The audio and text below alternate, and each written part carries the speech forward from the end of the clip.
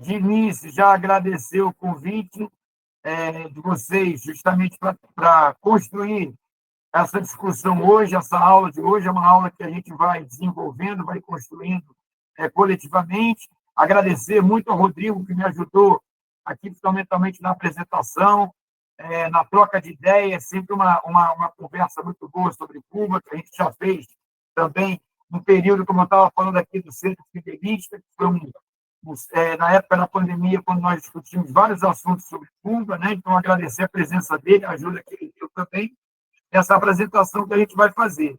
E antes de começar a apresentação, falar um pouquinho de como eu cheguei a Cuba, né? Ou seja, como é que eu desenvolvi esses temas em relação a Cuba, já que eu fiz toda a minha formação acadêmica em torno da Revolução Cubana. É uma coisa curiosa, é uma coisa de 2 minutos antes de começar, né? Que é sempre bom a gente dizer como é que a gente se aproxima de Cuba. Eu me aproximei de Cuba por conta, justamente no final da ditadura, e todo aquele movimento de diretas já, de passeatas, etc., quando um companheiro chegou para mim e perguntou se eu conhecia um livro chamado A Ilha. Eu falei, não conheço o livro A Ilha. Aí ele me deu o livro A Ilha e eu comecei a ter aquela relação, como todo mundo tem, aquela relação de admiração por Cuba, de um país que vive, né, próximo aos Estados Unidos, foi e que conseguia, nos anos 70, anos 80, aparecer para o mundo como um símbolo de justiça social, de equidade, de soberania nacional. Essa foi a minha primeira aproximação em relação a Cuba, né?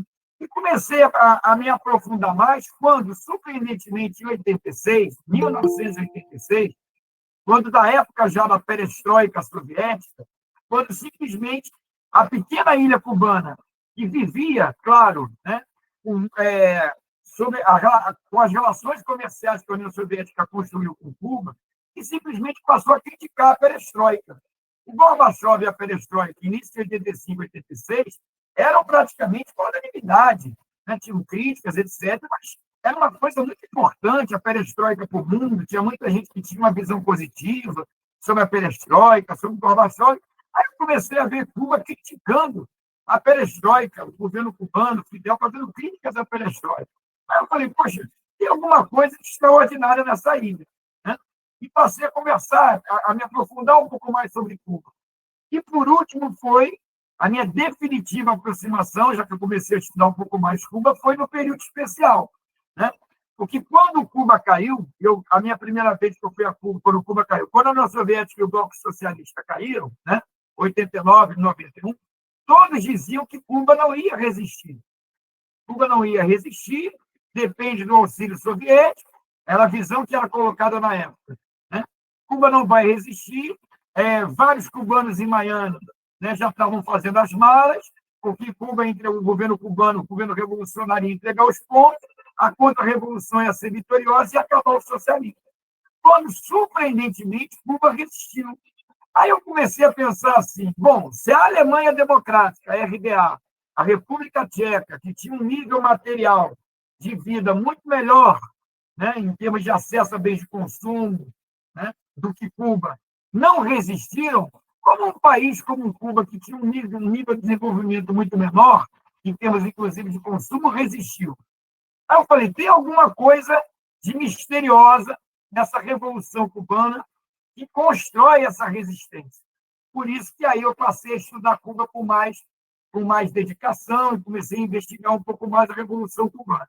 Ou seja, muito do que a gente vai falar aqui, né, explica um pouco, né, o porquê de Cuba ter resistido no período especial, por que Cuba constrói ainda um projeto revolucionário socialista e por que Cuba constrói esse projeto revolucionário socialista de uma maneira um pouco diferente, né, daquilo que nós vimos enquanto um projeto lá do Bloco Socialista da União Soviética.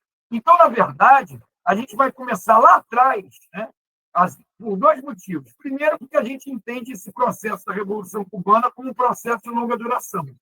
Segundo, que a garantia da Revolução Cubana existir após o fim da União Soviética e continuar existindo tem muito a ver com a sua história política, com a sua história vinda do movimento para a independência, com a Revolução ter garantido, né, a independência e colocado essa independência em outro patamar, dado a independência um caráter real, com o socialismo ter garantido essa também independência.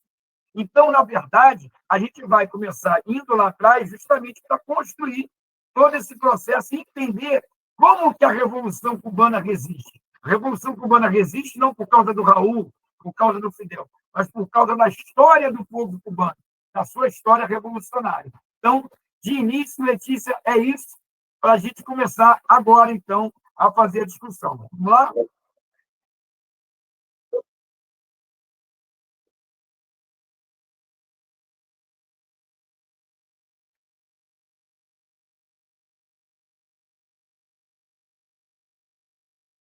Que eu saiba, sim.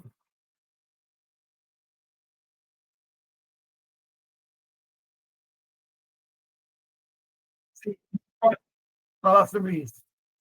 Aí a gente vai começar, então, a gente pode começar a exposição, e aí eu vou pedir a Letícia para colocar aqui as figurinhas, todas para a gente ir começando lá de baixo, né?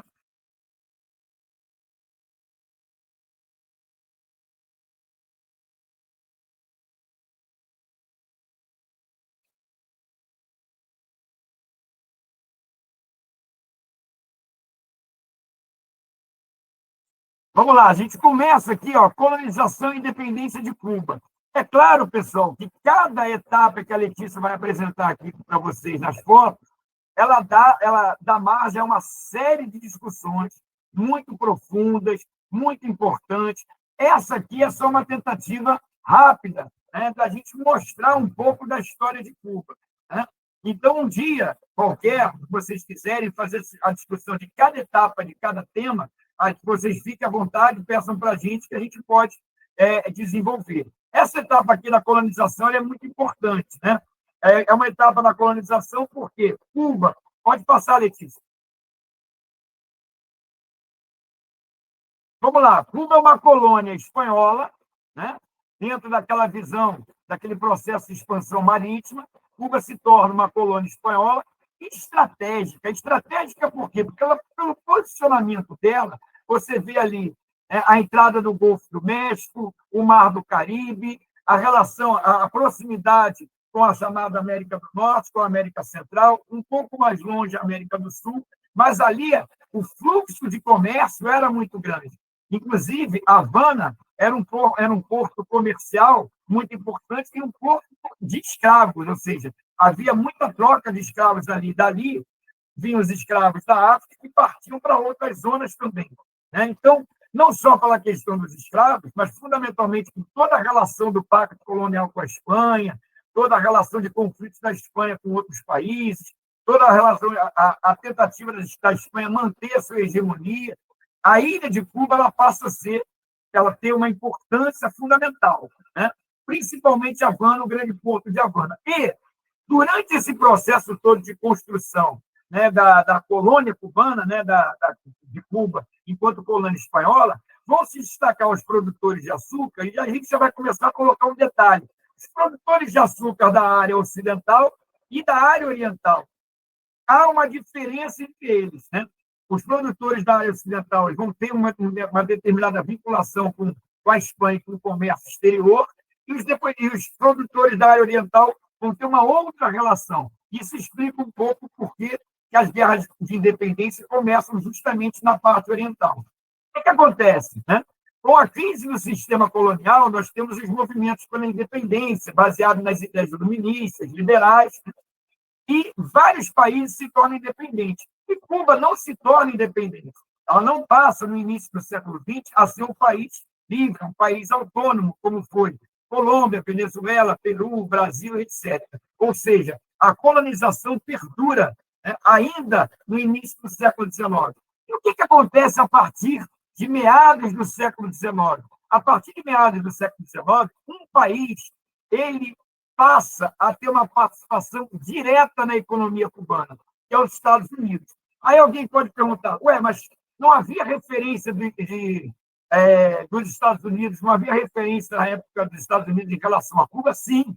Desde a época da independência dos Estados Unidos, em 1776, 1781, 1782, Cuba é vista como uma possibilidade de, acabando o Império Espanhol, Cuba fazer parte dos Estados americanos, dos Estados construídos enquanto Estados Unidos, da nação americana, ou também se incorporar, ou quase como se fosse uma lei da gravidade. Alguns, inclusive Thomas Jefferson e outros tantos líderes e presidentes americanos, consideram que a lei da gravidade, né, ela é tão poderosa que ela se aplica também à geografia, então vai ser quase que natural que Cuba deixe de fazer parte da Espanha e passe a fazer parte, a ser integrada aos Estados Unidos. O que isso gera? Isso gera uma série de movimentos também em Cuba.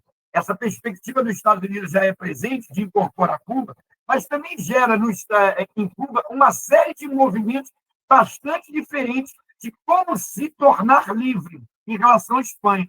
Existem movimentos em Cuba anexionistas, né? Eu vou separar os movimentos, mas a gente sabe que são variados, né?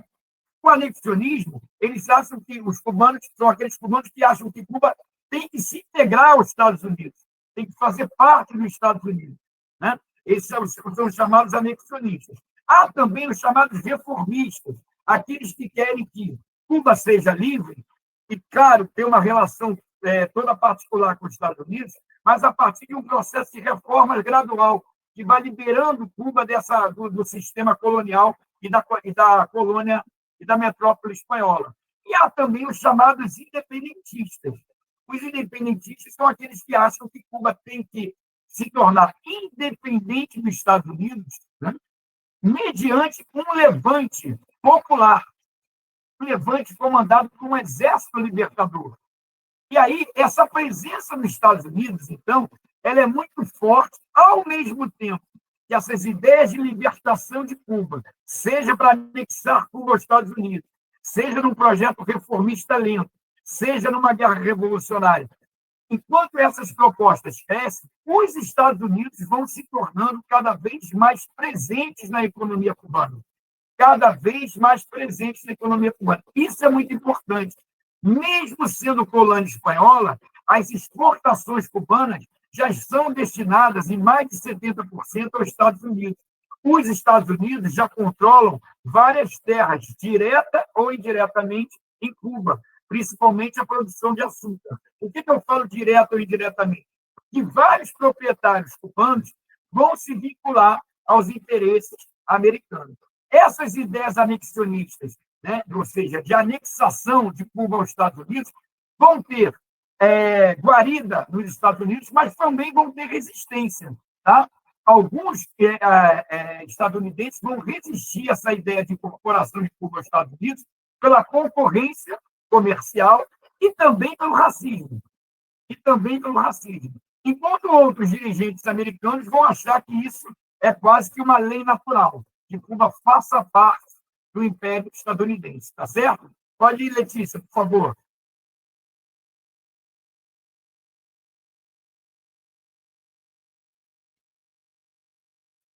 Essas são as guerras de independência. Vamos lá.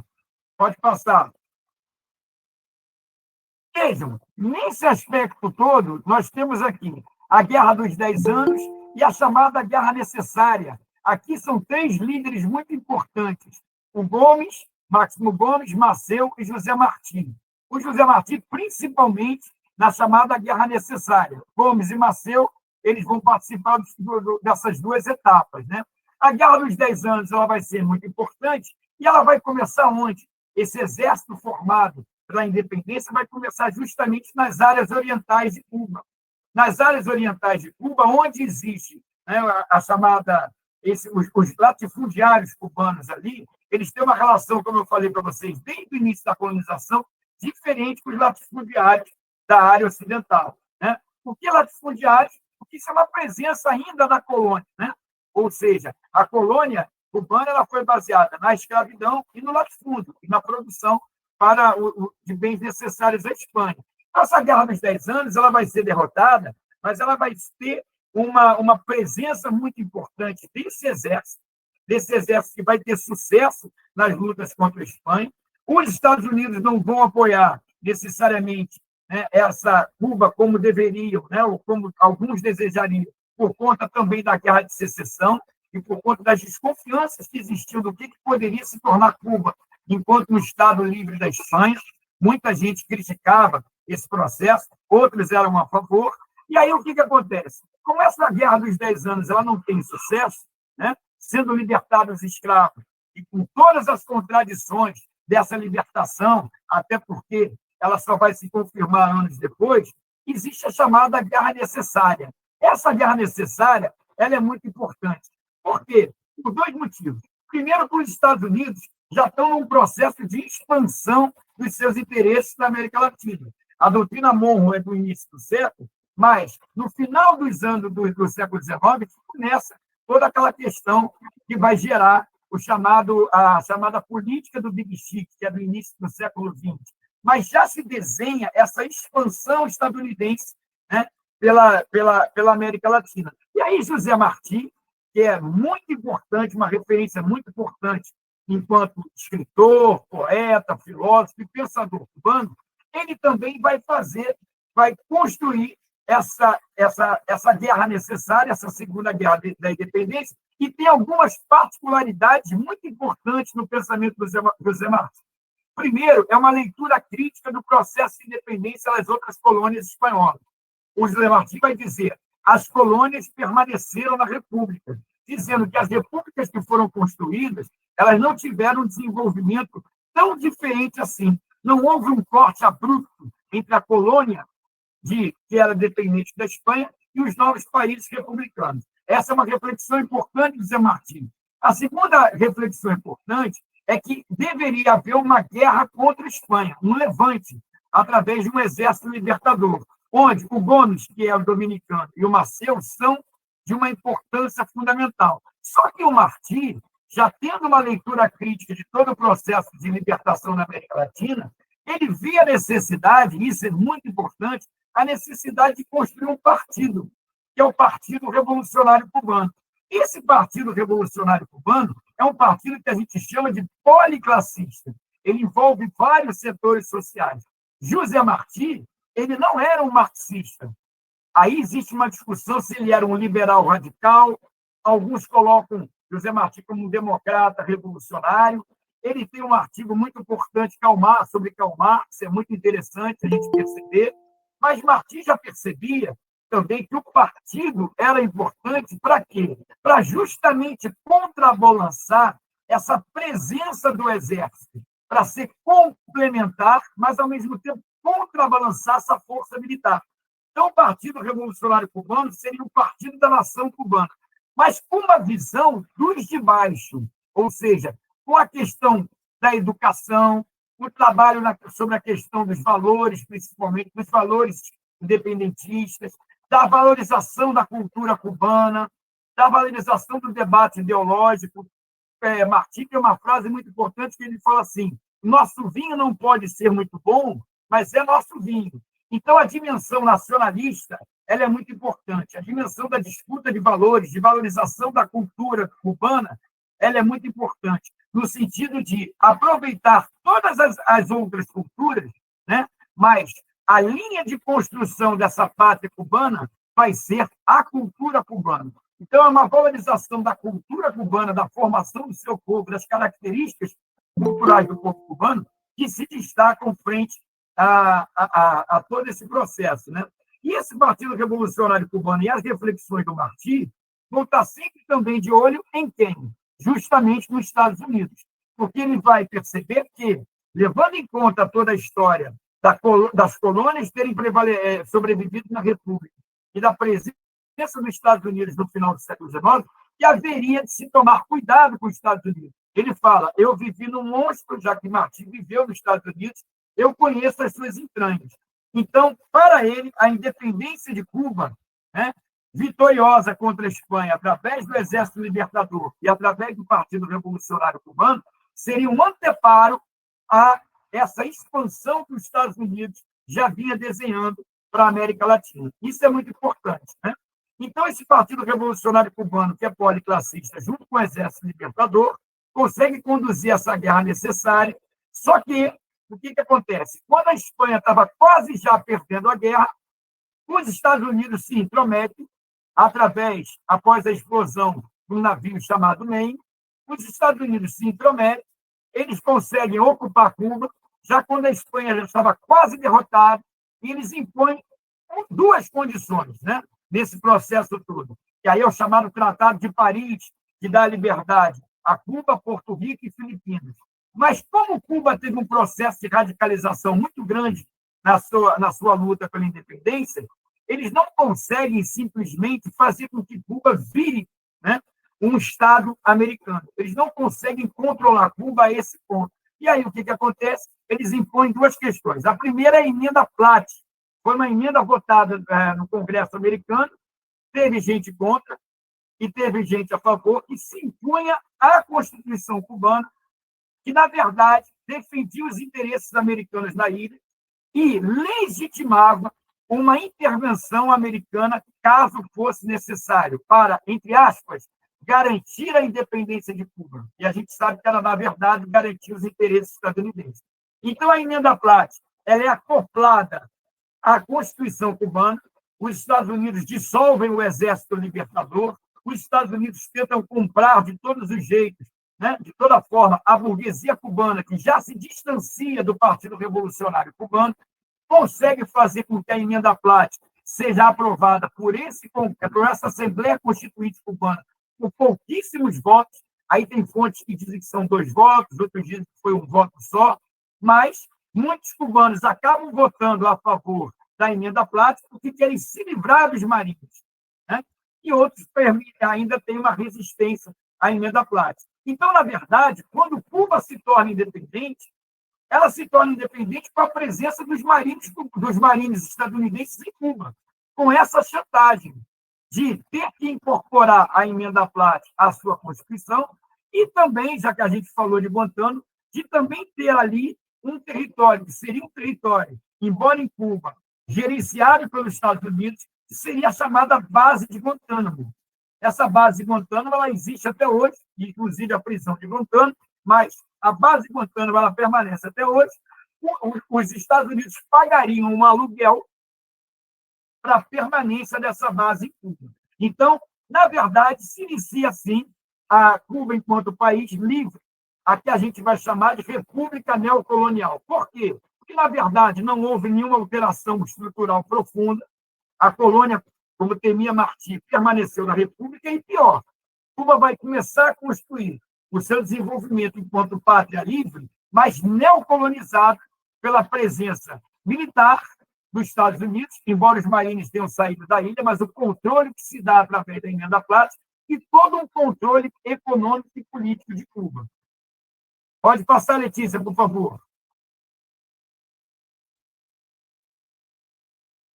Então, nós temos aí, República Neocolonial. Vejam o símbolo, o desenho aí, o desenho que é muito, a pintura que é muito interessante, né?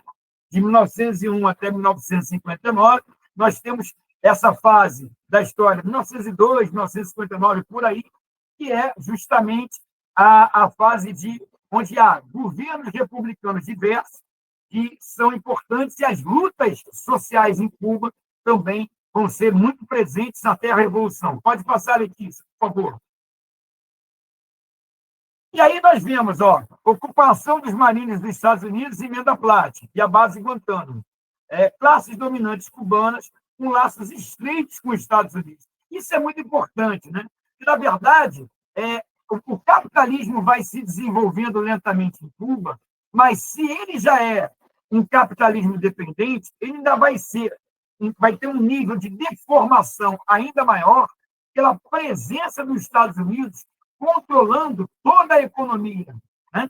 Então, por exemplo, Cuba, embora se torne um país livre, Cuba vai ser muito controlada pelos interesses e pelo governo dos Estados Unidos, a ponto de também ter invadido a ilha outras vezes.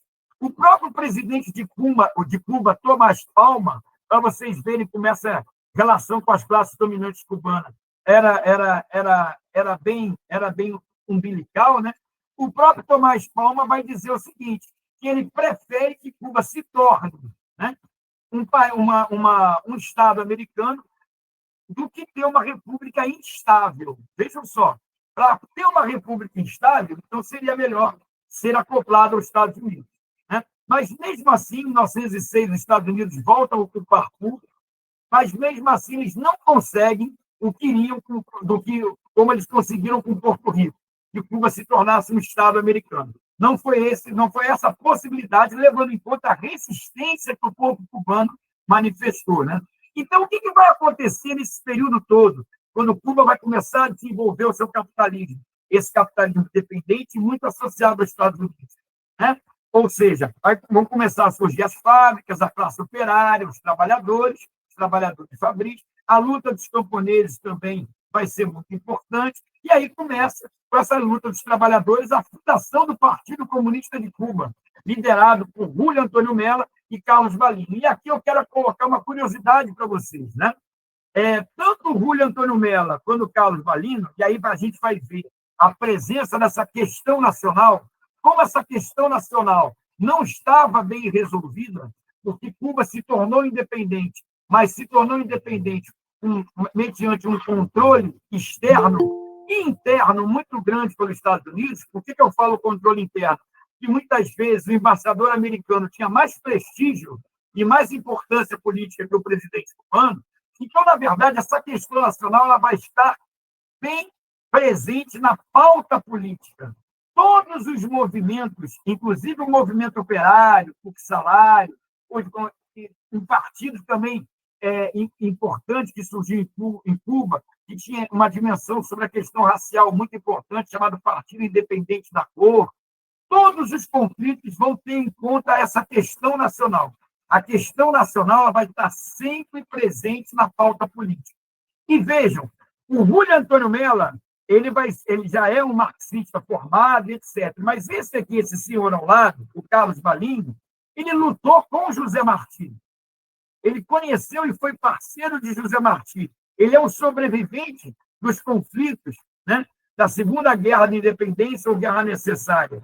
E ele vai perceber, junto com Antônio Mella, que não há possibilidade do socialismo em Cuba sem ter esse casamento com a questão nacional. E que, na verdade, Cuba só vai ser independente realmente se rumar para um outro tipo de sociedade, se rumar para uma sociedade socialista. Então, por que isso é importante, pessoal? É justamente a ligação entre a questão nacional e o socialismo. Isso vai estar presente no Partido Comunista Cubano desde o seu início. Não dá para separar a questão nacional da questão do socialismo, mas também não dá para falar do socialismo sem discutir a questão nacional. Vamos lá, Letícia. A Revolução de 1933, ela se dá justamente em função da crise de 29, que abala todo mundo, a crise da produção de açúcar também abala Cuba, abala também, evidentemente, os Estados Unidos, e Cuba vivia uma ditadura, é a ditadura do Gerardo Machado, né? Que, na verdade, é uma luta muito importante, essa Revolução de 33. A Revolução de 33 ela é muito importante. O Gerardo Machado era um ditador a serviço dos interesses dos Estados Unidos, já tinha mandado matar Julio Antônio Mella no México. Julio Antônio Mella, aquele que nós vimos, fundador do Partido Comunista. Ele vai para o México e ele pensa construir uma expedição de retorno a Cuba, a partir do Oriente, para construir um processo de luta insurrecional e de luta guerrilheira. É importante que a gente veja isso. Né? Importante que a gente veja isso. É importante também que essa questão dos Estados Unidos, como ela está presente em Cuba muito antes do Fidel Castro nascer, ou seja, não é uma coisa criada pela Revolução Cubana depois de 59, essa Revolução de 33, um dos objetivos dela, além de derrubar o Machado, além de fazer reformas sociais e reformas políticas, é a revogação da Emenda Platt. E eles conseguem revogar a Emenda Platt.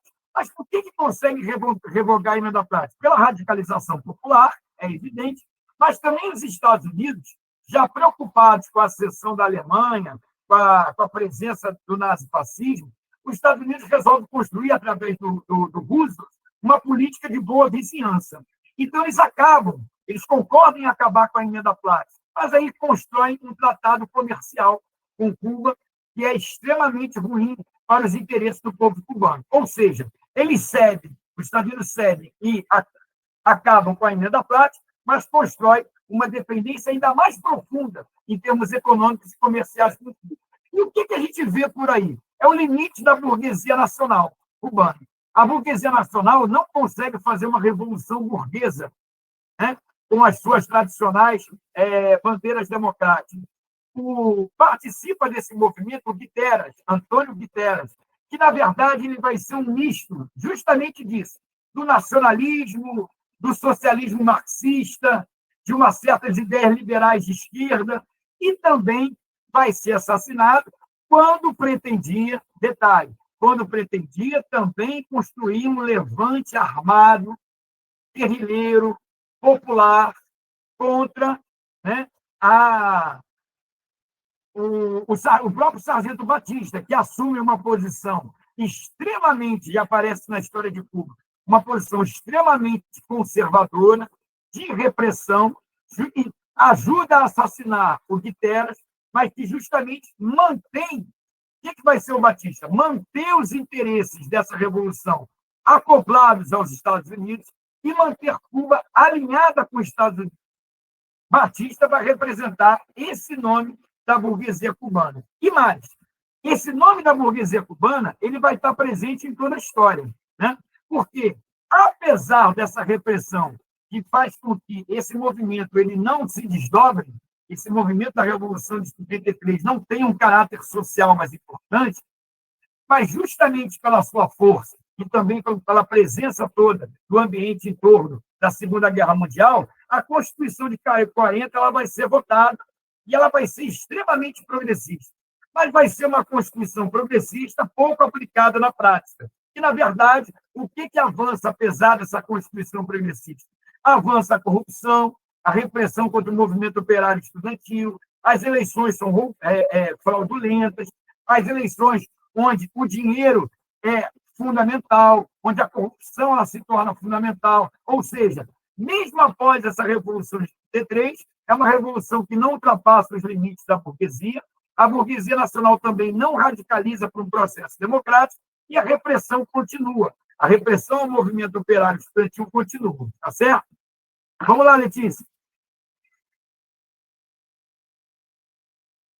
E aí é importante que surge nesse processo, né, o Partido Ortodoxo. O que é o Partido Ortodoxo? O Partido Ortodoxo ele é um partido nacionalista com ideais martianos, né? Ou seja, vejam só, ali ó, o seu líder Chibais, a campanha dele para presidente, e se aproxima desse Partido Ortodoxo um advogado, ex-líder estudantil e futuro candidato ao parlamento, chamado Fidel Castro. Fidel Castro já se aproxima desse Partido Ortodoxo, porque ele tem uma referência especial ao Chibais. O Chibais vai se construir enquanto um candidato, enquanto uma personalidade política que vai criticar o processo eleitoral e a corrupção e vai tentar o seu objetivo maior, que é a candidatura a presidente. Só que esse Eduardo Chibais, ele comete suicídio. Fidel vem do movimento estudantil, o movimento estudantil é muito forte, a FEU, Federação de Estudantes Universitários, ela participa de muitas lutas, ela foi fundada pelo Julio Antônio Mello, lá atrás, nos anos 20, e aí o Eduardo Chibais, quando esse processo começa a se radicalizar, ele comete suicídio porque ele diz que ele não consegue provar a corrupção do governo, então que ele tinha se desmoralizado na visão dele, e ele comete suicídio em plena entrevista, em plena fala numa rádio, né? Em pleno discurso de uma rádio, ele comete suicídio. Então, isso cria um ambiente muito terrível em Cuba, e essa instabilidade política, né? Onde o Partido Ortodoxo ele passa a ganhar força, onde o Partido Ortodoxo ele passa a ter uma presença no movimento operário e no movimento estudantil, leva ao golpe de Estado. Né? Batista dá golpe ou em Havana. O Prio Socorras foge, né? Ou seja, justamente pela importância desse Partido Ortodoxo, que naturalmente poderia ganhar a eleição, há um golpe da burguesia justamente para impedir a radicalização popular. Aqui está o Fidel Castro, muito novo, ainda já advogado, né? Ex-líder estudantil. E agora, golpe de Estado em 52, as pretensões de Fidel se veem, né? impedidas, o Partido Ortodoxo também, que fatalmente ganharia as eleições para presidente, né, não mais participa de nada. E o que fazer diante do golpe do Batista? Se calar? Né? O que fazer diante de um golpe de Batista que era apoiado pelos Estados Unidos? Constituir novamente uma frente democrática para ir desgastando o governo? E é isso que vai inquietar Fidel Castro e seus companheiros da juventude do Partido Ortodoxo. O que fazer diante do golpe do Batista? Passa, Letícia, por favor.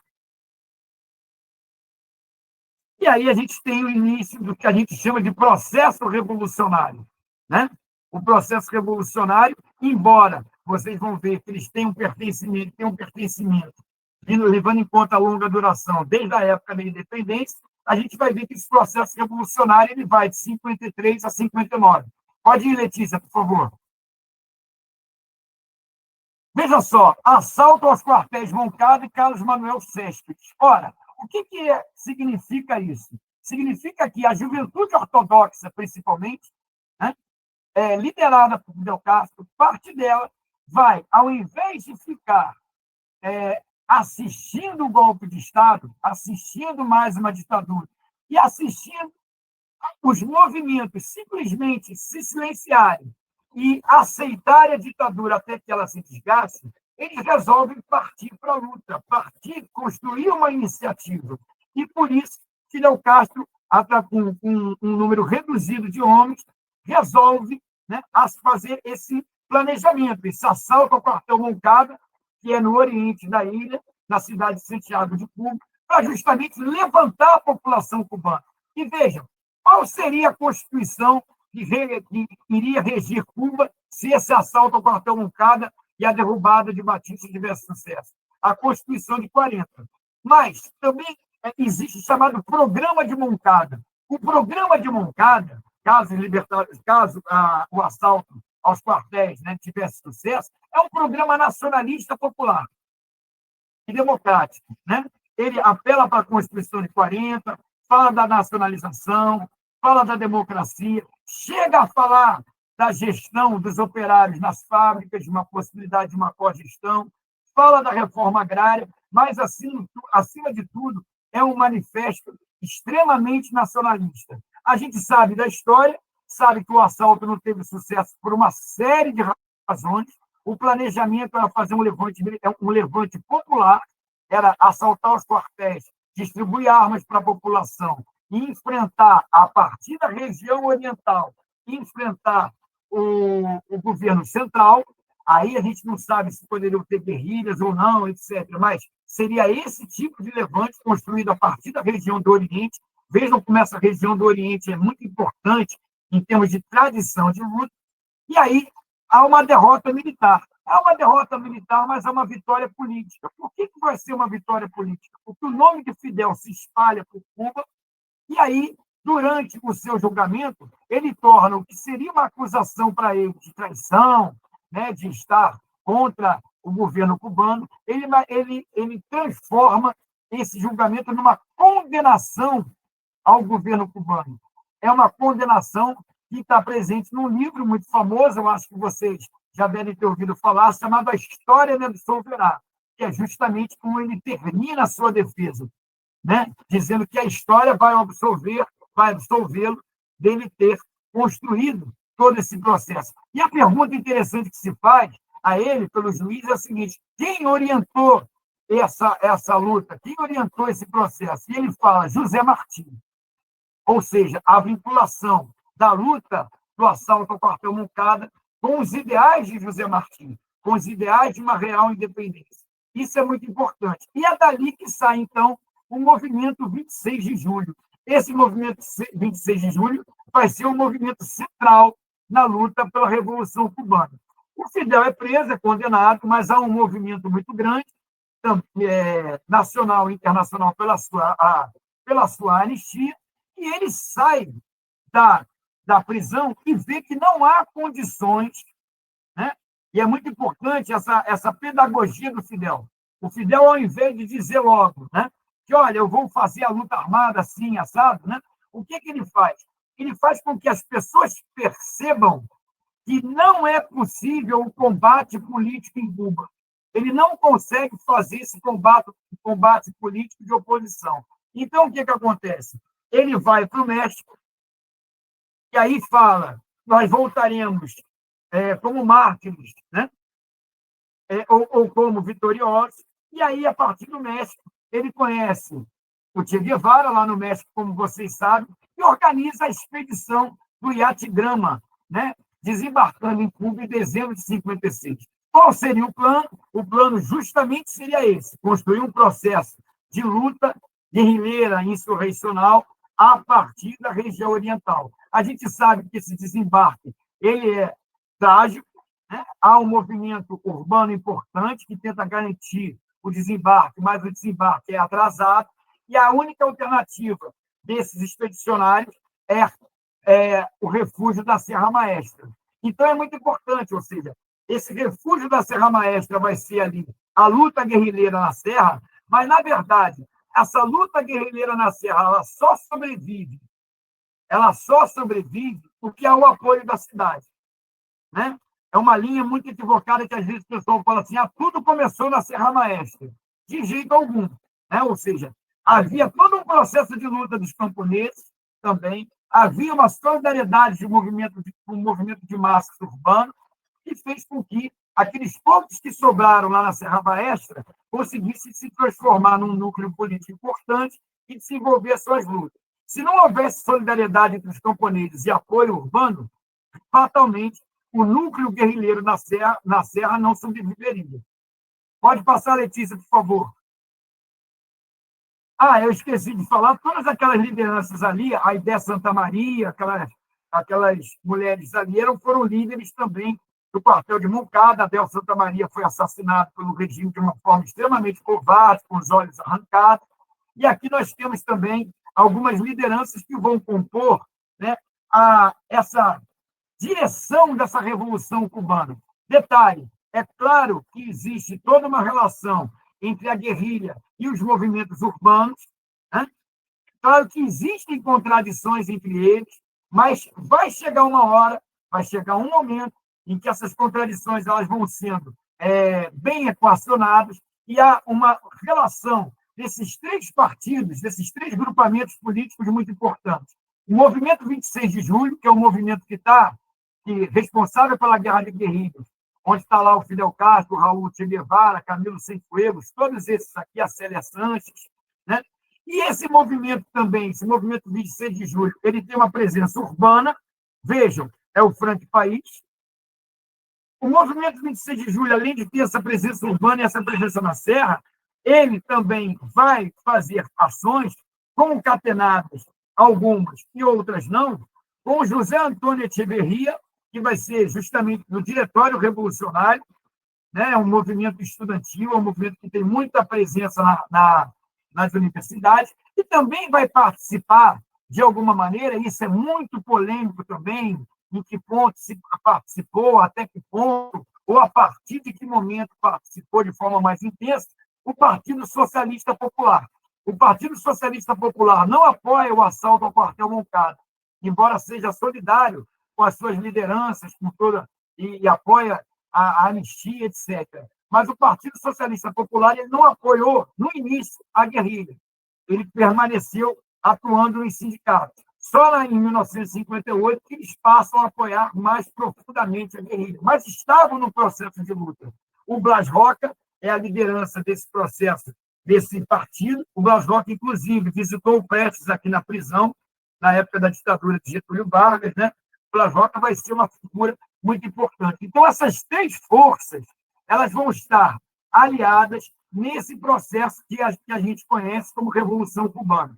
A Revolução Cubana não foi a guerrilha só da Serra. A Revolução Cubana não foi só o processo urbano. Ela foi uma junção de lutas, uma junção de táticas, uma junção de formas de participação política que fizeram com que a ditadura do Batista ela entrasse em crise. Pode passar, Letícia, por favor.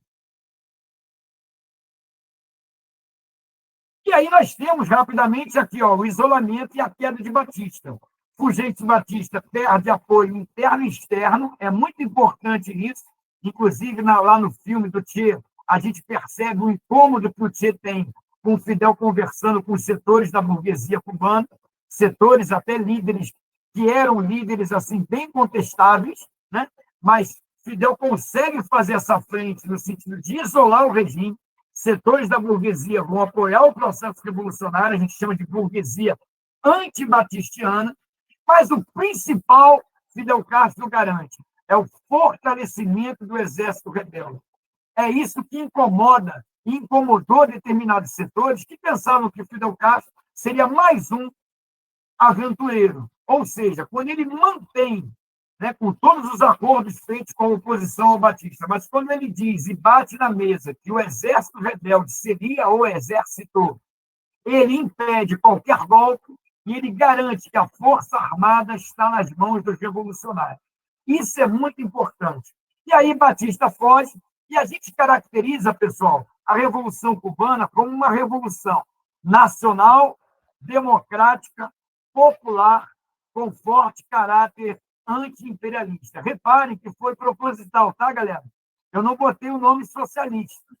Eu botei uma revolução nacional, justamente que vai defender uma independência real de Cuba, as nacionalizações, inclusive, democrática, porque vai pensar a democracia de uma outra maneira, a democracia enquanto direitos, né, do povo, econômicos e políticos, popular, que vai ter uma presença popular imensa, uma força popular imensa, embora a luta contra a ditadura tenha sido feita justamente por aqueles grupos políticos, e desde o início um caráter anti-imperialista. E aí a gente vai ver como é que o socialismo surge nessa história. Existem divergências sobre isso, tá, pessoal? Para marcar para vocês.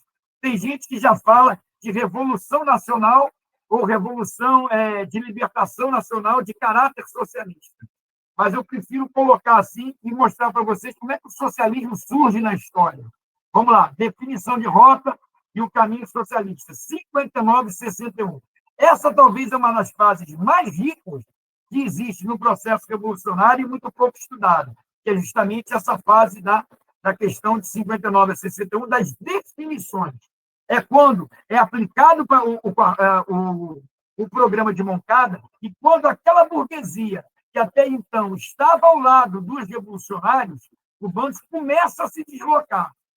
Começa a se deslocar porque ela não percebe, ou ela melhor, ela não tem condição política, histórica, social de assumir um processo de libertação nacional.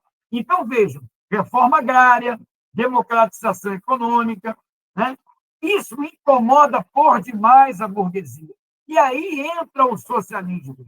Quando se percebe que esse projeto democrático, popular, nacional, setores da burguesia não admitem que esse processo se dê nos limites do capitalismo. Os Estados Unidos, com a sua intransigência, também mostra que não vai ser simpático a nenhuma mudança. É aí que as ideias socialistas elas começam a se desenvolver ainda mais. E o socialismo é visto como uma opção política. Fidel fala que, se não houvesse esse processo, dificilmente Cuba atingiria o socialismo, porque foi um processo de construção pedagógica, já que o anticomunismo era muito forte. Ele mesmo diz que, se ele falasse que era socialista desde o início, que ele era comunista desde o início, ele teria uma barreira política muito grande. Então, na verdade, o socialismo é colocado enquanto única alternativa possível para se aplicar o programa de Moncada. Se o programa de Moncada, Nacional, Popular, Democrático e Antiimperialista, não seria completo se não houvesse a opção socialista. E a opção socialista é definida, apesar de todas as nacionalizações já estarem presentes nos anos 60, a intransigência americana, ela é definida com caráter socialista da Revolução. Aí é que os Estados Unidos passa não só a construir toda a oposição a Cuba, a oposição se dá desde 59, mas a expulsão da OEA, o bloqueio, eles começam no início dos anos 60, e a gente tem a crise dos mísseis. A crise dos mísseis eu coloquei aí, porque aí definitivamente Cuba passa a fazer parte da Guerra Fria, e aí na crise dos mísseis houve uma possibilidade de negociar a base de Guantánamo.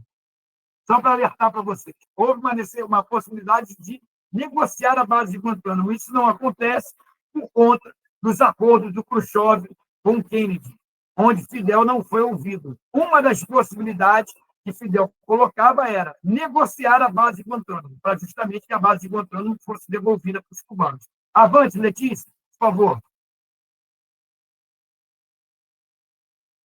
Do caminho socialista ao fim da União Soviética, é um tema muito polêmico. Vamos lá. Isso aqui está o Fidel no primeiro congresso do Partido Comunista de Cuba. Importante, galera, é o seguinte: a partir da definição do socialismo, a gente vai ver o seguinte: como construir o socialismo numa ilha, num país que não só tem com limite de recursos naturais, mas num país que tinha uma monocultura de cana-de-açúcar, um país totalmente integrado aos Estados Unidos, né? Ou seja, que construiu toda a sua vida enquanto país independente, integrado a todos os mecanismos econômicos dos Estados Unidos. Como construir como construir socialismo num país desse? O que significa socialismo? É aí que Cuba vai passar por dois momentos. Primeiro, né? A gente tem aqui a formação das ORI e do Partido Unido da Revolução Socialista. É importante. As três organizações que eu falei para vocês vão construir a chamada ORI, né? Ou seja, Organizações Revolucionárias Integradas. Não é uma coisa fácil, né? Unificar todas as organizações, mas é importante porque Cuba começa, né? Os cubanos ali e os revolucionários cubanos começam a contestar uma visão muito aparelhista e sectária por parte de alguns elementos do Partido Socialista Popular, muito vinculados a um modelo de desenvolvimento soviético, uma leitura de partido de vanguarda muito próximo ao soviético, mas vai ser muito importante que vai mostrar que Cuba, na verdade, fez a sua revolução de forma autônoma e vai começar a construir um desenvolvimento, uma ideia de socialismo de forma autônoma.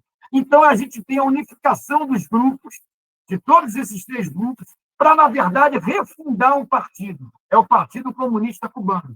Em 65, partido único, é verdade, de vanguarda, que vai ser a junção dessas três organizações.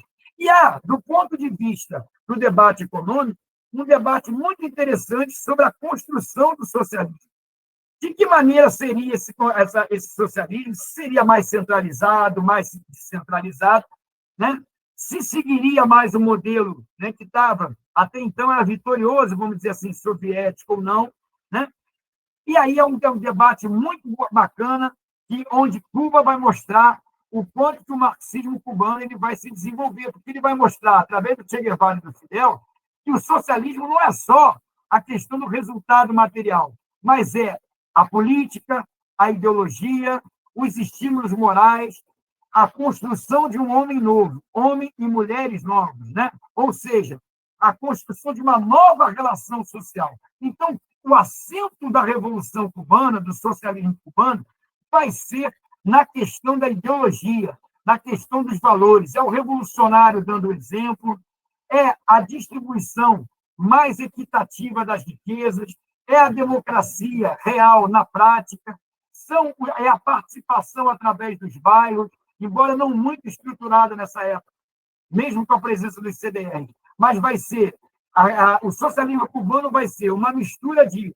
acesso aos direitos econômicos, participação política, mas, acima de tudo, uma moral revolucionária elevada. A batalha de ideias, a formação ideológica vai ser muito importante na construção desse socialismo cubano. E aí as críticas ao socialismo europeu. O Che Guevara e o Fidel fazem críticas às reformas que acontecem lá no leste europeu, profundamente vinculadas à ideia de mercado, à ideia de autonomia das empresas, à ideia de colocar o socialismo só como algo profundamente material. Como disse o Che, o socialismo sem a moral comunista não me interessa. Nós lutamos contra a opressão econômica, mas lutamos também contra a alienação.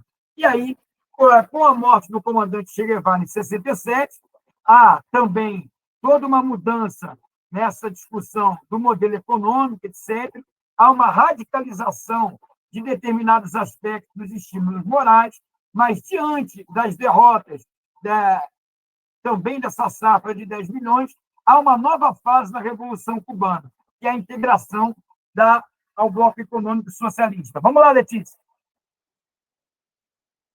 E aí, pessoal, é a hora que Cuba se estrutura enquanto Estado. É muito importante isso, porque uma das razões da derrota dessa safra dos 10 milhões foi que havia abnegação, havia entrega, havia participação política, mas era uma coisa muito desorganizada, não foi construído o Estado cubano. A gente sabe que a gente pode ter uma participação política muito acentuada, mas se não forem criados os mecanismos corretos, os mecanismos de estímulo da produção, os mecanismos de participação, isso pode se perder. E aí Cuba resolve construir finalmente o seu Estado. O Estado cubano ele passa a ser construído enquanto modelo, né? Vamos dizer assim, enquanto organização econômica e social.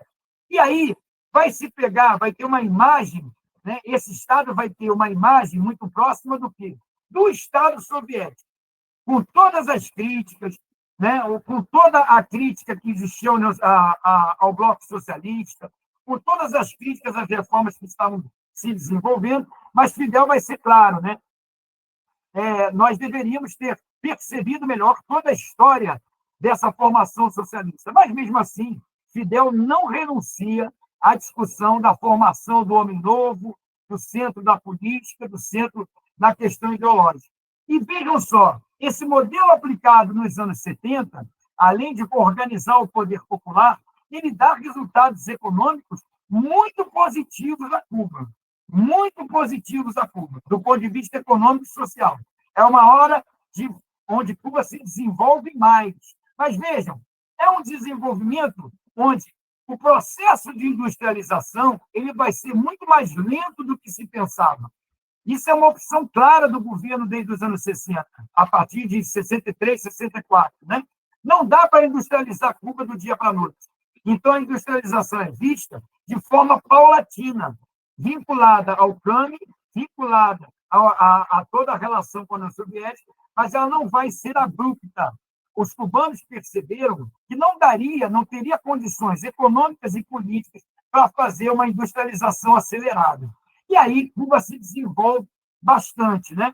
Só que, em 1985, 1986, esse modelo que a gente chama de modelo soviético vai também gerar problemas, ao mesmo tempo que gerou benefícios, gerou problemas, que foi justamente isso, né? Uma vinculação muito forte aos estímulos materiais, a questão muito a questão de um menor apelo à ideologia. Por isso que a gente vai ter o chamado movimento de retificação, que é o processo de retificação que vai acontecer em 85, 86, que eu já falei para vocês. É um processo de crítica ao modelo soviético, é um processo de crítica à perestroika e de valorização do Che. O Che Guevara enquanto teórico, político e econômico também. Infelizmente, esse processo de retificação, que visava mudar algumas coisas, mas mantendo a aliança com a União Soviética, mantendo a aliança com o bloco socialista, ele vai ser interrompido com o fim da União Soviética. E aí Cuba perde 85% das suas relações comerciais.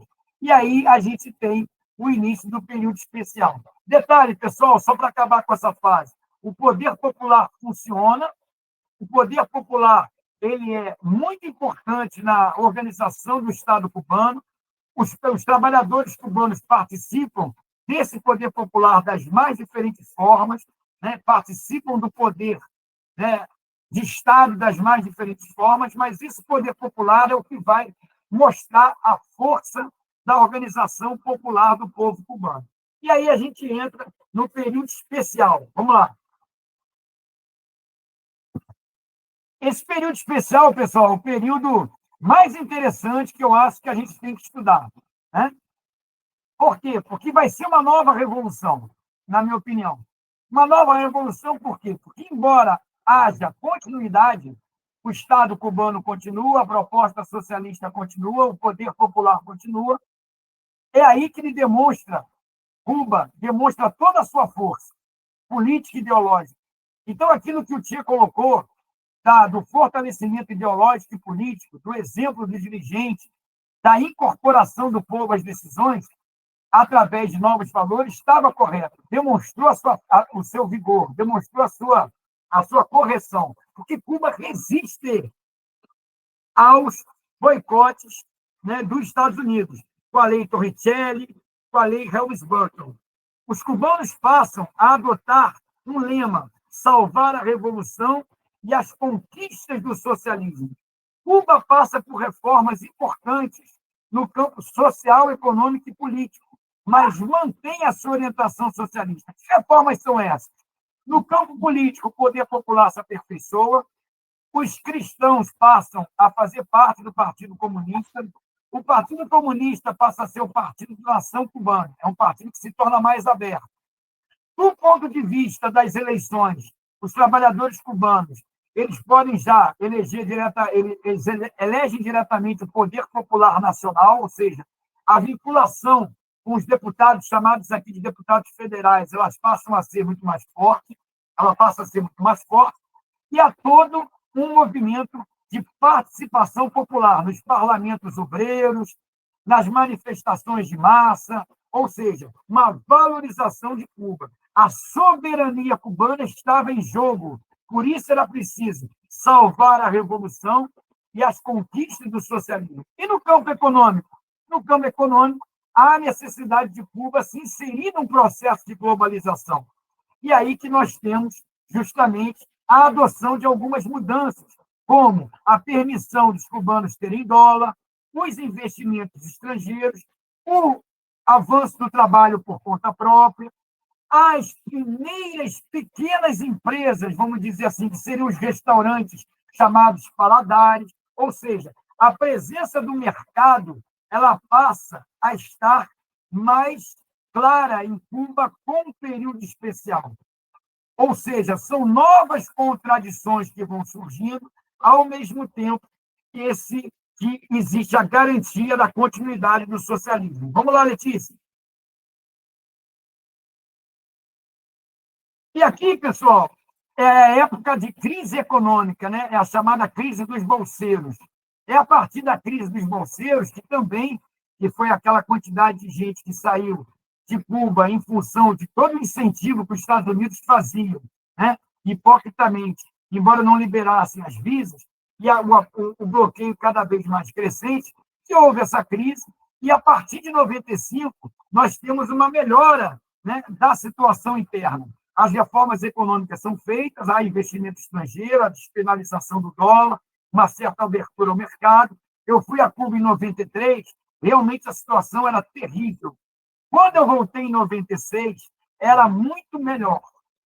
Muito melhor. Eu fui em 93, 96, 99 e 2012.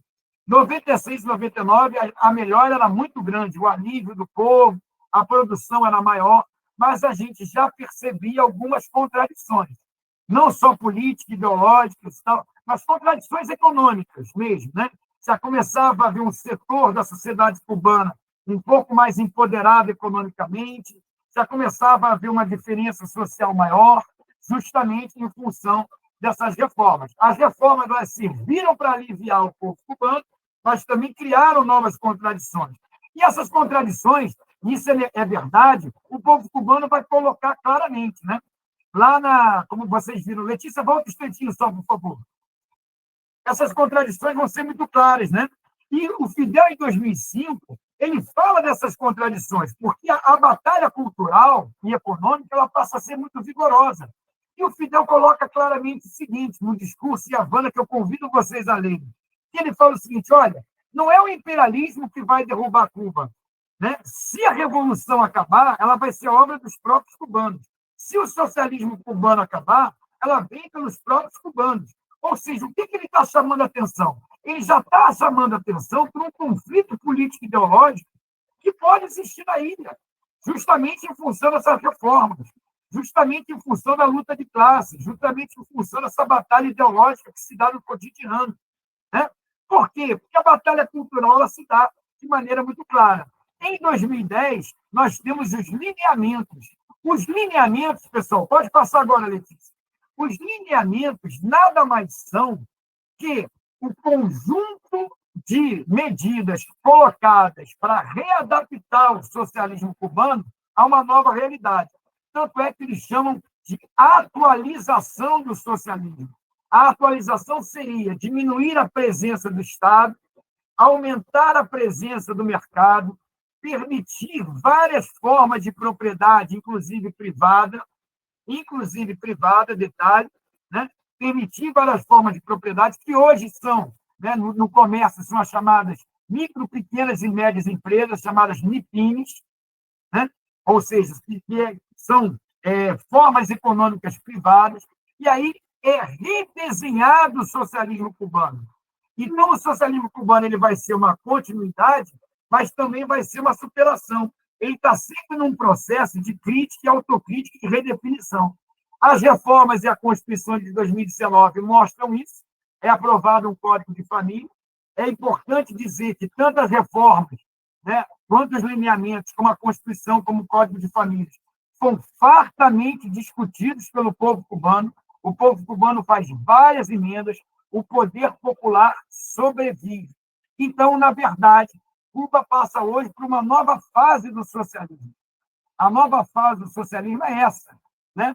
Essa nova fase do socialismo onde há propriedade estatal, propriedade privada, propriedade cooperativa, onde o Estado se faz muito menos presente, onde, na verdade, o igualitarismo, né, passa a ser muito combatido, ou seja, quem não trabalhar não vai ter o salário que deve. É claro que o Estado cubano vai assistir a todos, mas vai premiar quem produzir mais, e por aí vai. Vamos lá, Letícia, para finalizar, finalmente. Você já deve estar de saco cheio de mim, já. Os desafios atuais, galera. Para finalizar, estão aqui, ó. Vejam lá. O bloqueio, pessoal, é claro que ele continua e foi intensificado com o governo do Donald Trump, que, por incrível que pareça, foi seguido pelo Biden. Aquele alívio que se teve, aquele pequeno alívio da época do Obama, que, inclusive, dinamizou um pouco até o comércio cubano, ele foi jogado às favas, né? Então, o que acontece? Diante desse impacto da Covid, Cuba responde bem em termos, né? Ou seja, responde bem em termos de vacina, em termos de prevenção. O número de cubanos que morrem em relação à América Latina é um dos menos elevados, né? Cuba desenvolve as suas próprias vacinas. E aí entra a situação do 8º Congresso. O 8º Congresso é feito em 2021, e aí existe uma situação muito difícil, que a crise ela aumenta, claro, com a Covid, né? E em junho de 2021, há um movimento importante de protesto em Cuba em relação às condições. É um movimento que passa a ser organizado também pela Contra-Revolução, e é muito importante que Dias-Canel, esse que está aqui, né, que jamais Cuba deixou de fazer a solidariedade internacionalista com os seus médicos. Dias-Canel, o que ele percebe? Ele tem uma atitude muito interessante. É claro que esse movimento de protesto nas ruas, por assumir posições contra-revolucionárias, ele é combatido. Mas Dias-Canel percebe a legitimidade de algumas reivindicações. Ele percebe que existe uma situação de dificuldade em Cuba e é preciso levar em conta essa dificuldade e dialogar com a população. Então, é o que a gente tem como fundamental, a importância de apoiar Cuba contra o bloqueio. É o bloqueio o problema central de Cuba.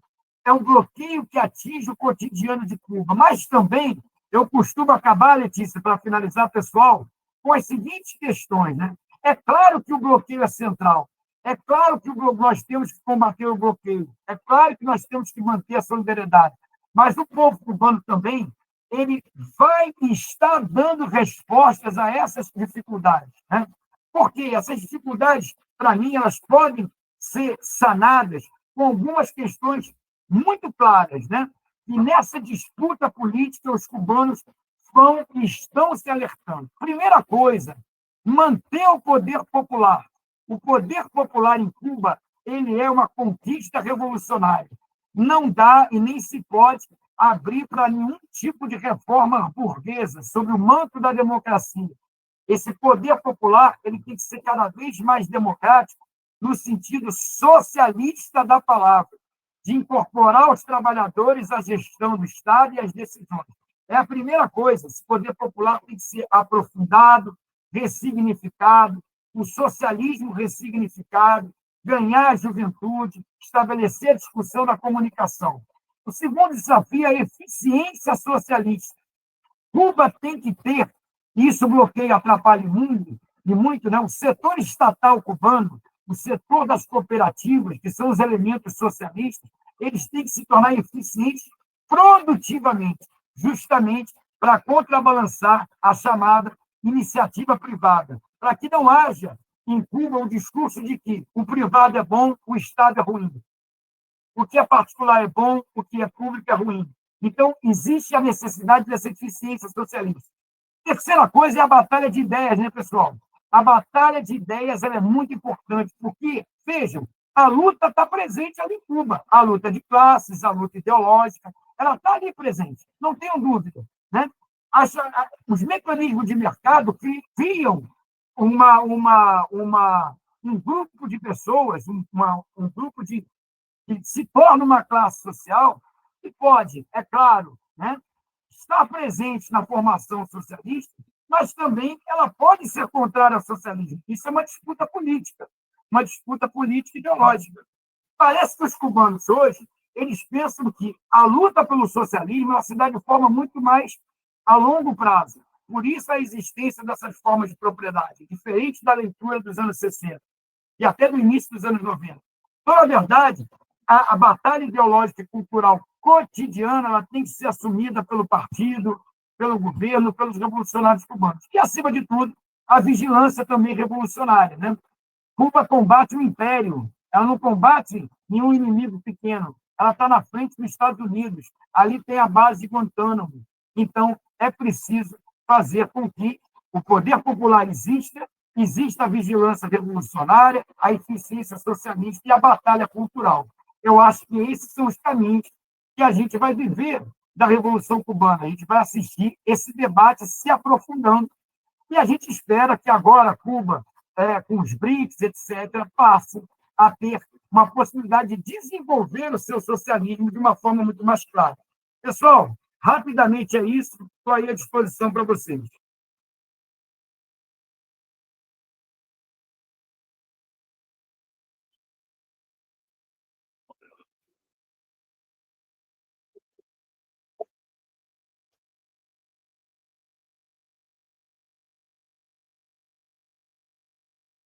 Bom, em relação ao Trump, não tem nenhuma boa esperança, não. Ou seja, só mais, né? Porque, na verdade, foi o Trump que apertou ainda mais o bloqueio. Né?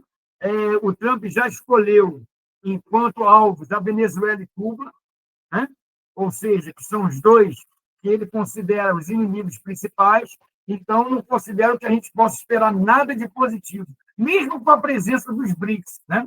Porque houve uma época, alguns setores estavam dizendo o seguinte, que justamente com os BRICS crescendo, né, os Estados Unidos poderiam perceber que eles estão perdendo determinado mercado na América Latina, que eles poderiam afrouxar o bloqueio. Né? Só que, na verdade, isso não se percebeu. Tanto Trump quanto Biden, eles aprofundaram o bloqueio. Eles aprofundaram o bloqueio. Né? E esse aprofundamento do bloqueio gera situações tenebrosas em Cuba. Né? Tenebrosas em Cuba. Então, na verdade, Cuba vai passar ainda por... É claro que já está, se torna comum no processo revolucionário, né? Vai ter um processo de enfrentamento mesmo, com vista política e ideológico nos Estados Unidos. A gente espera que agora Cuba, tendo entrado nos BRICS de forma como Estado associado, né? Já tem alguns créditos importantes dos BRICS, da Rússia, da Venezuela, mesmo não estando nos BRICS, ajuda a Cuba. Como eu estava lendo aqui, 80 mil toneladas de combustível destinadas a Cuba agora pela Rússia. Né? Nós temos também, a Rússia entregou 2 milhões de dólares para aquisição de peças de recuperação do sistema elétrico. A Venezuela forneceu agora também, né, uma quantidade importante de combustível. Então, a gente espera que isso alivie a situação de Cuba. Né? É claro que o fim do bloqueio é fundamental, mas vejam, se esse bloqueio não acaba há anos, embora a gente tenha que continuar com essa pressão, tem que se construir outra forma, uma outra organização, uma outra forma de sobrevivência. Eu acho que é isso que Cuba está tentando seguir. Então, as expectativas com o Trump são as mais negativas possíveis. Mas agora Cuba tem essa proximidade dos BRICS que pode tornar a economia um pouco melhor, na minha opinião.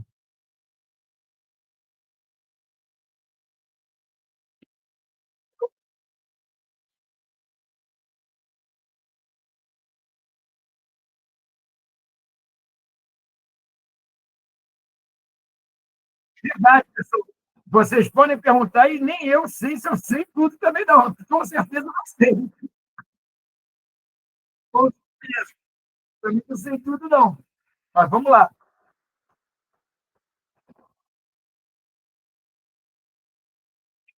Importante, pessoal, é a gente pensar, vocês que vão a Cuba, veja só, vou colocar algumas coisas para vocês que foi justamente fruto da minha experiência, né? É aquela situação. É, quando eu fui, embora eu tenha ido em 93, muita gente que foi em 96, 99 comigo falava assim, tinha Cuba como um paraíso. Aí eu falava, gente, não é um paraíso e não é um inferno, entendeu? Porque às vezes a gente tem uma avaliação muito idealizada, né? Da experiência socialista. A experiência socialista é uma experiência que convive com o capitalismo diariamente, do ponto de vista da batalha ideológica cultural, do ponto de vista das relações internas, né? E vocês vão visitar, pessoal, um país bloqueado. É um país bloqueado. Não é uma coisa criada, né, pelo sistema. Não, o bloqueio existe e influi no dia a dia, no dia a dia. Ah, e uma coisa que os cubanos sempre prezaram muito para combater, seja o imperialismo, para manter as suas vitórias, é a unidade. Uma das coisas que vocês vão ver nos cursos lá, né, nas brigadas, é a unidade do povo cubano, ela é vista como fundamental. Lá no Partido Revolucionário Cubano, que eu falei para vocês, lá do Martí, ele já colocava isso. A unidade é fundamental. No período especial, iniciado em 91, Fidel também levantou essa questão da unidade, ou seja, a unidade do povo cubano ela é fundamental. Quando eu falei para vocês que o poder popular ele tem que se manter, é que o poder popular é uma democracia socialista, é uma democracia do povo cubano, construída pelo povo cubano. Não pode se cair nessa possibilidade, né, de reformas burguesas, vários partidos, tal, porque isso, segundo os próprios cubanos, dilacera essa unidade. Eles são fortes e sobrevivem por causa dessa unidade. E pela leitura que eu tenho de história de Cuba, eles estão corretos. Essa unidade ela é fundamental. Agora, não quer dizer que não existe divergência. Se você for lá no poder popular, se você for na rua, você vai ver a divergência clara, né? Mas as divergências elas estão na mesma esfera, na esfera de discussão do socialismo. Elas não estão numa divergência contrária à revolução. Isso é muito importante, que vocês vão ver lá. E vocês vão ver, pessoal, as contradições econômicas existindo de um país bloqueado, né? Opiniões diversas. Por isso que eu falei da batalha cultural. A batalha cultural é muito importante no dia a dia. O partido, as organizações de massa, têm que realizar essa batalha cultural. Mas essa batalha cultural não adianta também, e aí eu completo mais uma vez, se não tiver eficiência. Não adianta a gente falar de socialismo, socialismo, socialismo, mas olha, tudo bem, a gente produz o quê? A gente pode comprar o quê? Tem que ter uma eficiência. Vocês estão percebendo que é uma junção de coisas? Isso tudo está intercalado. Isso não pode ser separado, né? Então, eu acho que Cuba tem vários desafios aí a cumprir, só que, diferente dos anos 60, até do início dos anos 90, para mim, os cubanos hoje, eles percebem que a construção do socialismo é algo muito mais a longo prazo do que se pensava. O chamado homem novo, mulher nova, é muito mais a longo prazo do que a curto prazo, como se pensava, né? Ou seja, a história nos dá lições, né? Dá lições a todos nós, dá lições a todos que dela participam. Acho que é por aí.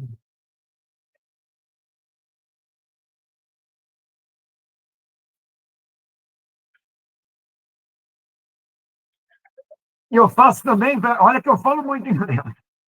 Eu falo também, eu falo também aquilo que o Heredia colocava. O Heredia é um grande pensador cubano, né, que tem um livro chamado El Horno de los 90, o Forno dos 90, né, que é um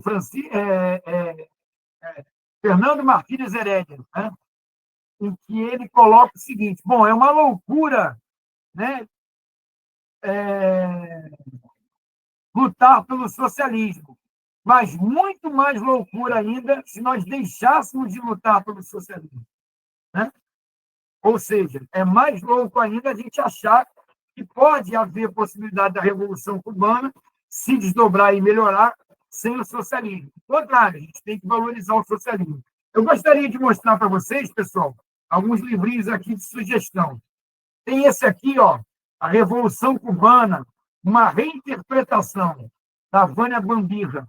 É uma teórica importante da chamada teoria da dependência, que é importante porque ela descaracteriza, como eu acho que ela está totalmente correta, de que essa visão que a gente tem, muitas vezes na escola se fala isso, na própria militância, de que tudo começou com a guerrilha, tudo começou com aqueles ali que estavam na serra, e não é assim. A gente sabe que se não houvesse apoio urbano e apoio dos camponeses já trabalhados durante muitos anos, a guerrilha não ia sobreviver. Esse aqui já é um pouco mais profundo. Esse aqui é um bom manual, bom mesmo, apesar de grosso, né? É chamado Cuba, uma nova história. Faz um resumo muito interessante. Não tem posições de esquerda, mas faz um resumo muito interessante, né? Um outro também aí mais profundo é esse aqui, ó, De Martí a Fidel, do Luiz Bandeira. Tem posições ali que eu posso não concordar, mas, de fato, é uma análise histórica muito importante. Tá? E aqui, finalmente, a do Fidel Castro, a biografia em 2 vozes. Né? São alguns livros que eu coloco para vocês de uma forma que são muito importantes. Né? E existe um filme, além de todos, eu não sei se vocês viram filmes cubanos, né? Guantanameira, Morango de Chocolate, são todos filmes muito importantes para vocês verem. Mas existe um filme que, infelizmente, a gente não consegue, eu estou por fora, sabe, Letícia, pessoal, desse negócio de plataforma, etc. Eu não estou muito por dentro disso, não. Mas é um filme chamado Páginas do Diário de Maurício. É um filme sensacional sobre o período especial. Chama-se Páginas do Diário de Maurício, que é justamente um cubano que, formado em todo o processo histórico dos anos 60, 70, 80, né? E admirador da Revolução Cubana, um patriota, um revolucionário, ele passa a ficar assim admirado com as reformas econômicas do período especial. A questão da propriedade particular, a questão do aparecimento de elementos, né, que são capitalistas dentro de Cuba, de elementos de consumo, de elementos de mercado. Então, ele passa a ter um desconforto em relação a isso. Ele é excelente, excelente. Chama-se Páginas do Diário de Maurício. Agora, se vocês quiserem um dia falar sobre qualquer tema desse, a gente aprofunda e fala. Diga lá.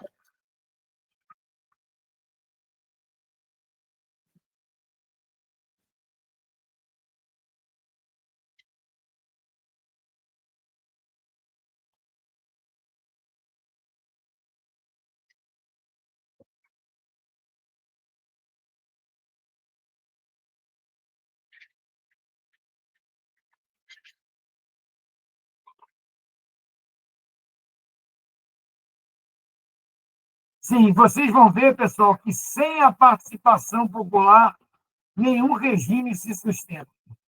Na verdade, o que Cuba ensinou para a gente nos anos 90 é que não adianta, por outro lado, o socialismo ter só conquistas econômicas se não tem consciência e participação popular.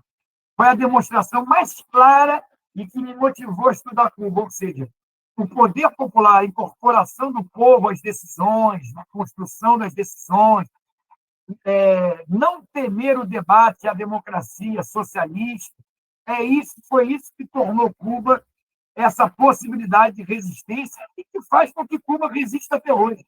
Se não tem uma educação popular ideológica, os cubanos fazendo parte desse processo, Cuba não iria certamente sobreviver, né? Diante de tanto aperto, né, que o Império impõe a Cuba, né? Se não tivesse essa participação, é ali que a gente percebe, né, que as pessoas viram que o Cuba pode ser, só é independente por causa do socialismo, né, só é soberana por causa do socialismo, e o socialismo lhes deu também soberania, lhes deu conquista material. Isso é que é muito importante.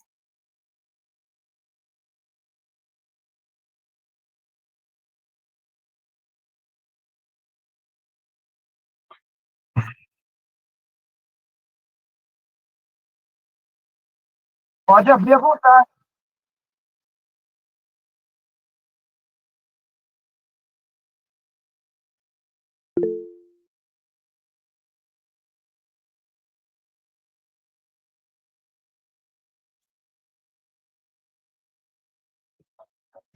Bom dia a todos e todas, desculpe aí. É uma pergunta meio sem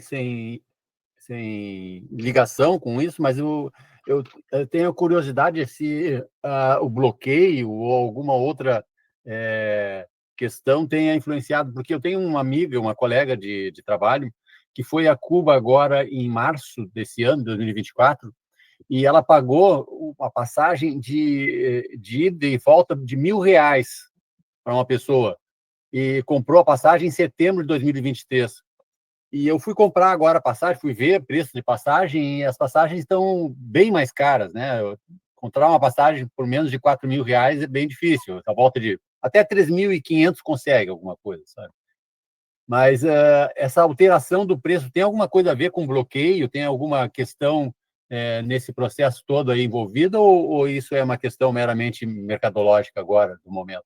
Olha, eu não sei, pode ser uma questão mercadológica, né?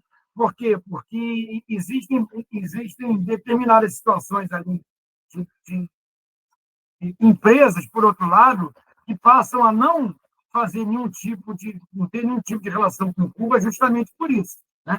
Mas existem empresas, a não ser no campo da aviação, mas existem empresas, por exemplo, que cobram de Cuba muito mais caro, né, de acesso aos produtos por conta do bloqueio, né? Isso é verdade, que cobram dois cubanos. Mas em relação a essa questão da ilha, eu acho, Fábio, não sei se o Rodrigo pode falar alguma coisa também que está aqui na sala, o resto do pessoal, eu acho que tem mais a ver com essa questão de mercado, entendeu? Então, você tem situações onde os preços são mais baratos. Não sei se o Rodrigo pode falar sobre isso. Na minha opinião, é isso. O que pesa, o bloqueio pesa, é justamente para os cubanos, né? Existem empresas que não fazem comércio com Cuba. Vocês sabem que qualquer navio que for a Cuba é impedido de entrar 6 meses nos Estados Unidos. Vocês sabem que Cuba, vários bancos pararam de ter comércio com Cuba, de ter relação com Cuba, né? Porque foram apertados pelos Estados Unidos. E é claro que os cubanos, o governo cubano acaba comprando produtos, e as próprias MIPIMES, o que são as MIPIMES, pessoal? Pequenas e médias empresas, que são, em sua maioria, privados, né? Eles têm dificuldade e os preços são altos porque eles compram alto, né? Porque qualquer coisa que é vendida para Cuba é vendida sob um preço mais alto, porque muitas vezes são empresas que, às vezes, furam o bloqueio. Você está entendendo? Então, é por isso que os preços são caros, para os cubanos também. Tá certo, obrigado. Se Rodrigo quer falar alguma coisa, Letícia, se souberem sobre isso. Na minha opinião, é isso. Eu acho que tem uma relação também com a alta do dólar, né? Sim. E aí tem a questão do combustível também, então a guerra da Ucrânia, essas coisas, isso encareceu as passagens no mundo inteiro, não é só uma questão voltada para Cuba relacionada somente ao bloqueio, né?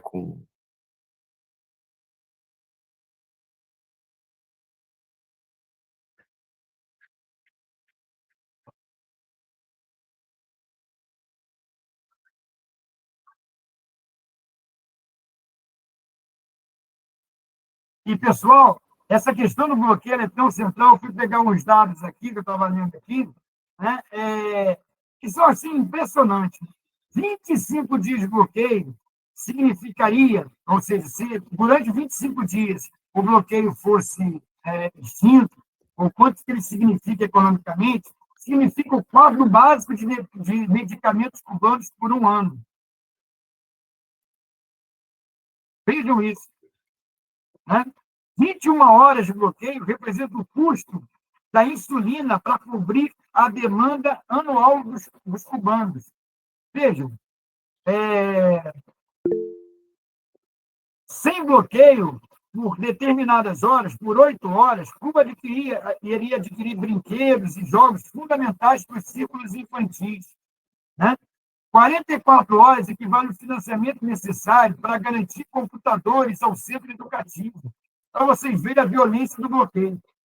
Né?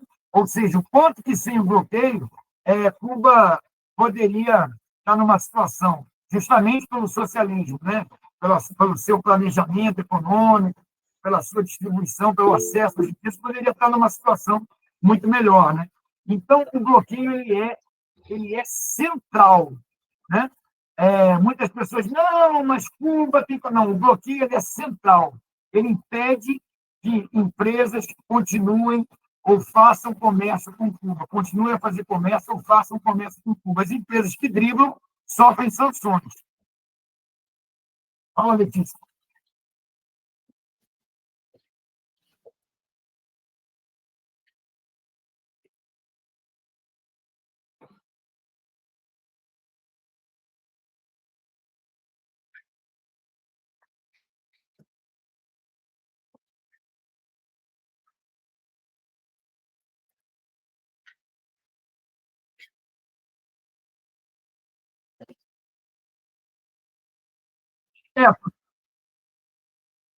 Porque a partir dessa presença de uma lista que é comandada pelos Estados Unidos, né, funciona como pressão. Aí os Estados Unidos passam a cercear qualquer empresa, e justamente por Cuba estar na lista do terrorismo, qualquer empresa que faça comércio com Cuba, principalmente bancos. O número de bancos privados que deixou de fazer, né, aliança, ter algum tipo de comércio com Cuba, são enormes. Então, a presença de Cuba na lista de países terroristas é justamente para aprofundar o bloqueio, que tem muitas empresas que não conseguem, né, fazer comércio com Cuba justamente pelas sanções que sofrem dos Estados Unidos. Exatamente.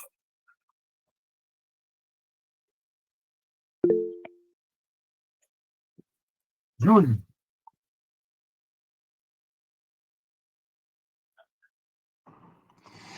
Bom dia, pessoal. Professor, é o seguinte, o senhor falou no início do livro A Ilha, é aquele do Fernando Moraes? Aquele livro do Fernando Moraes, A Ilha, foi o meu batismo, entendeu? Em relação a Cuba. Eu li no início dos anos 80, naquelas manifestações contra a ditadura e tal. Aí um rapaz chegou e falou para mim, você conhece A Ilha? Eu falei, não. Toma aqui. Aí ele me deu. Ele me deu o livro e falou, dá uma lida aí. Eu passei a ter uma noção um pouco maior, né? Muito inicial de Cuba, enquanto um país que conseguiu, embora seja uma ilha bloqueada, conseguiu desenvolver aspectos, conquistas sociais importantes e tal. Comecei a partir dali. Foi a ilha assim, que me introduziu nessa Revolução Cubana, nessa história que a gente vem desenvolvendo até hoje, junto de solidariedade e tal. Exatamente. Tá, beleza. Então, recomenda como bibliografia para a gente... Agora, muito recortado aos anos 60, 70, tá? Tá. Porque o livro é de 77, eu acho. É muito recortado daquela época, tá? Esse manualzinho aqui, eu te recomendo mais porque ele é bem completo. Né? É bem completo, bem interessante. Né? É um manual bem completo. Aí eu te recomendo mais. E existem mesmo outros livros, inclusive cubanos, né? O Jesus Arboleia, é muito difícil encontrar, chamado sobre a Revolução Cubana, que eu falei o nome para você, não esqueci agora. É uma revolução que mudou o mundo, algo assim. Depois eu passo para vocês. Isso só se encontra em Cuba. É muito bom também. Agora, em termos de Brasil, esse aqui é um livro introdutório muito bacana, eu acho, né? Que apresenta as discussões interessantes para você levar em conta. Entendeu? Tá. Valeu, obrigado.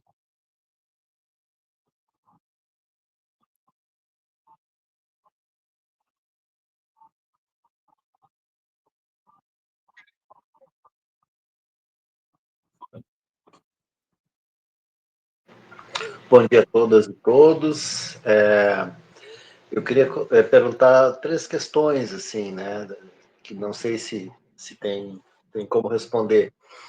A primeira é sobre a questão ali após a dissolução da União Soviética. Tu colocou ali que 85% das relações comerciais de Cuba foram desfeitas naquele momento, né? Isso obrigou a ilha a fazer e substituir coisas que se fazia através do comércio com a antiga União Soviética, e acabou se produzindo toda uma série de produção que, segundo o que chegou para mim, Cuba se tornou o local mais autossustentável do planeta, porque era obrigado a produzir com o que tinha dentro dali e num processo sistêmico, né? Falavam, por exemplo, até das carroças, né, onde os animais, os cavalos, eles usavam uma espécie de fralda, onde o esterco era coletado e era usado como adubo para produção em hortas urbanas, né, que teve que ser bem investido nisso, né, a produção e também a substituição de alimentos que eram tradicionais por punks, por produtos alimentares não convencionais que existiam em Cuba, né, que foram redescobertos e que começaram a ser produzidos para manter a alimentação do povo cubano, né? Então, eu queria saber como é que está isso hoje em dia. A segunda questão eu sou professor de educação física e a gente tinha Cuba como um modelo, apesar do tamanho e da dificuldade econômica de Cuba era uma potência esportiva, né? A gente vinha aqui nos anos 80, ali nós tínhamos jogos da seleção brasileira com a seleção cubana, era algo memorável, assim, né? O boxe cubano, as lutas, de uma forma geral, eram bastante desenvolvidas. A gente viu esse processo ir perdendo espaço, e hoje ele resiste mais, acho, talvez no boxe, alguns outros no atletismo, agora teve algumas vitórias importantes ali nas Olimpíadas. Mas como é que tá essa questão também, né? Não conseguiu se manter, porque qual foi o problema? É só a questão de acesso à tecnologia? Qual foi? De que forma isso foi atingido? E a terceira questão é os outros usos das outras tecnologias, por exemplo, de produção de energia não renovável. Como é que está a questão de produção de energia solar, eólica e outros tipos, né? Biomassa. Né? A Cuba tem conseguido resistir nesse processo, tem conseguido ter acesso a esse tipo de forma de produção, né? Porque eu acho que é o caminho que se tem, né? Talvez eles não tenham hoje os elementos tecnológicos para poder desenvolver, né? Talvez tivesse que ter acesso através da China, ou Rússia, ou de outros países, para poder se desenvolver um pouco mais. Mas essas 3 questões que eu queria colocar, não sei se tem condições de comentar alguma coisa para a gente aí, como é que anda. Claro, claro. Na medida do meu conhecimento, eu converso com você sobre isso tranquilamente. Beleza, vamos lá. Ó, vamos falar primeiro dessa questão do período especial, mais uma vez. Imaginem que é um país que perdeu 85% das suas relações comerciais. Né? Por quê? Porque o processo de retificação, em 85, 86, ele se inicia com um processo de tentar construir um socialismo à la cubana, ou seja, não que não tivesse sido construído um socialismo de acordo com o que Cuba pensava antes, mas agora obedecer mais às características nacionais, porque Cuba tinha percebido que tinha, de alguma maneira, copiado, né, alguns modelos. Embora a criatividade dos cubanos sempre estivesse à tona, mas é claro que o exemplo soviético, o exemplo dos países socialistas, eles tinham muita força. Né? E, por vezes, como o Jeff falou, inibia um pouco essa criatividade cubana, né? Então, quando Cuba faz o projeto de retificação, ele já pega algumas questões, o governo cubano já pega algumas contribuições da história cubana, mas também os cubanos vão sendo obrigados a pensar e a discutir alternativas próprias frente ao bloqueio, embora ainda estivessem aliançados com a União Soviética. Então, o período de retificação é muito importante por isso, né? Que é como se fosse a admissão de que o socialismo cubano ele tem que ter características próprias e só vai à frente com essas características próprias. Quando a União Soviética acaba, gente, alguns experimentos já estavam sendo feitos, sejam de construção econômica, né, de viabilidade do dia a dia, algumas coisas já estavam sendo feitas, só que não se pensava, né, embora o Fidel tenha alertado aí isso em 89, se pensava que o socialismo ia cair de uma forma tão violenta assim, né? Então, o período de retificação ele foi todo construído ainda em aliança com a União Soviética. Quando a União Soviética cai, né, o que foi construído no período de retificação de 85 se manifestou com muita força. A participação política e a criatividade, como você falou. Os cubanos foram obrigados a aprofundar e redescobrir algumas tradições que existiam na ilha, né? Foram obrigados a revisitar formas de produção, foram obrigados a utilizar, por exemplo, como transporte, aquele ônibus enorme que era puxado por um caminhão, como se fosse um caminhão, né? Ou seja, alternativas de produção, alternativas de criação e de desenvolvimento da agricultura muito próprios, que muitas vezes não foram alimentados ou foram até abandonados por conta dessa relação com a União Soviética. Então, olha a contradição. Ao mesmo tempo que a relação com a União Soviética ela alimentou e fundamentou o socialismo cubano, né, ela ajudou por demais o investimento e o avanço socialista em Cuba, o investimento soberano em Cuba, mas, ao mesmo tempo, ele criou uma certa presença assim, no povo cubano de que, olha, o que tem está garantido. Então, não vamos, então, trabalhar tanto. A partir da retificação, né, esse trabalho em torno de alternativas ele foi se desenvolvendo. Então, isso se manifestou no período especial, sim, você está certo, que foi um período de reorganização econômica, né? Foi um período de que Cuba teve que se inserir num mundo capitalista, né? Reconstruir suas relações econômicas e, ao mesmo tempo, aproveitar toda essa potencialidade criativa interna. Então, deu condições do povo cubano mostrar todo o seu valor e toda a sua criatividade mais uma vez. Então, isso é fundamental. Em relação à tecnologia também, embora hoje tenha um processo de transição energética, mas essa transição energética, a gente sabe que, por vezes, ela necessita de determinada tecnologia, de alguns mecanismos um pouco mais caros, né? Mas Cuba pretende fazer essa transição energética para que não dependa tanto do petróleo. Mas isso vai ser muito lento, embora essa iniciativa já exista, seja do painel solar, seja de outras formas de produção, isso já existe, mas é um processo a longo prazo. Eu acho que Cuba ainda vai depender, e aí a prova foi essa que a Rússia e a Venezuela estão fazendo, né? Ainda vai depender um tempo ainda do petróleo, embora essa transição energética ela esteja na agenda do dia. Enquanto potência esportiva, eu como você, né? Eu não sou de educação física, mas eu como você ficava admirado, né, com a performance cubana, né? Os cubanos disputando medalhas em vários esportes, etc., nos esportes coletivos, aí ficava aquela de torcer por Cuba e tal. O que aconteceu? Aconteceram algumas situações concomitantes, porque, ao mesmo tempo que houve essa crise em termos de investimento, embora Cuba continuasse investindo, não investiu como antes, e existe toda essa questão hoje no esporte, que é a questão tecnológica, né? Também existiu o seguinte, a globalização do esporte. Muitos treinadores cubanos e atletas foram para outros países, né? Alguns não são contra-revolucionários, nem nada disso. Alguns saíram por questão de treinamento, por uma questão também de convênio dos cubanos com outros povos, e foram treinar outras equipes, né? E vários atletas foram competir no outro dia. Tinha uma competição que os 3 no pódio, na última Olimpíada, eram cubanos. Um era da Ucrânia, um outro era de Portugal, o outro eram todos de origem cubana.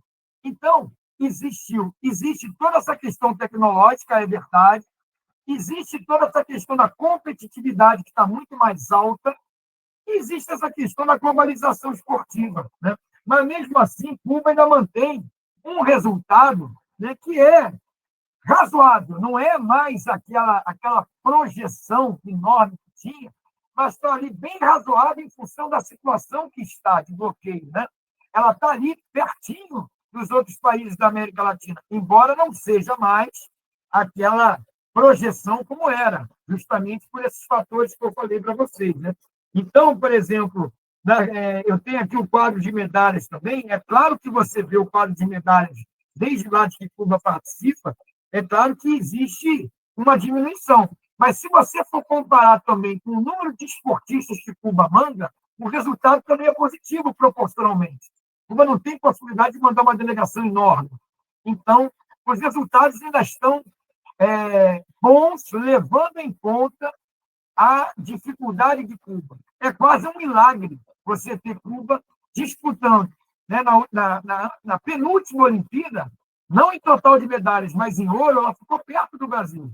Ficou muito perto do Brasil, na penúltima. Então, por exemplo, levando em conta essa situação, já é um milagre Cuba continuar sendo uma potência esportiva. É claro que ela precisa melhorar, principalmente nos esportes coletivos, né?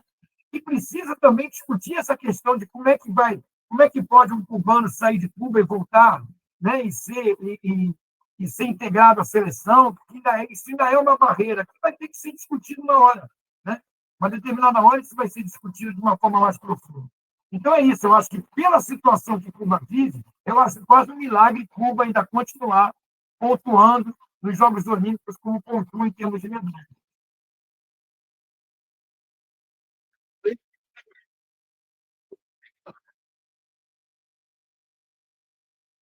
É o único impedidor para me ouvir o dia todo. Também converso sobre Cuba o dia todo, é o jogo do Botafogo. Mas o resto tudo bem.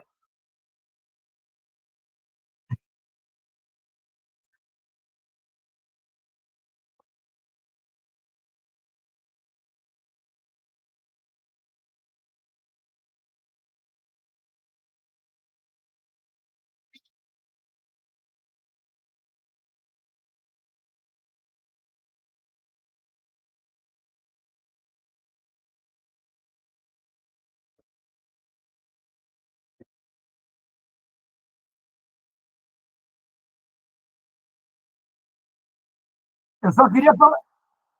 Letícia, só mais um minutinho, então, para fazer o encerramento. Eu queria agradecer a todos vocês aqui que tiveram a paciência de me ouvir durante 1 hora ou mais, né? 2 horas, né?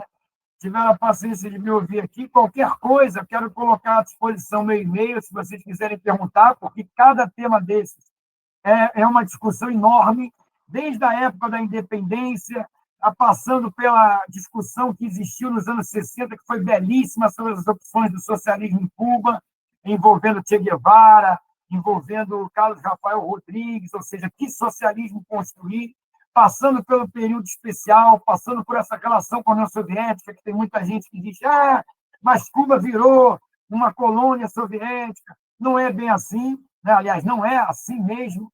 Então, a gente tem que discutir mais isso. Então, qualquer tema desse é uma aula inteira. Eu fiz aqui um resumo, espero que vocês tenham apreciado, tenham gostado.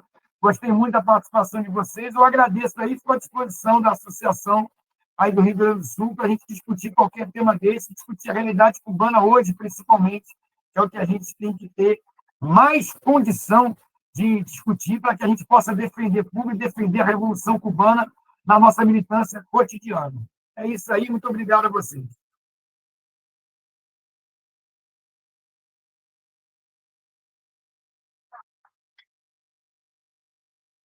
Beleza, pessoal, mergulhãoruas@gmail.com. Podem escrever, perguntar qualquer coisa que a gente desenvolve, tá certo?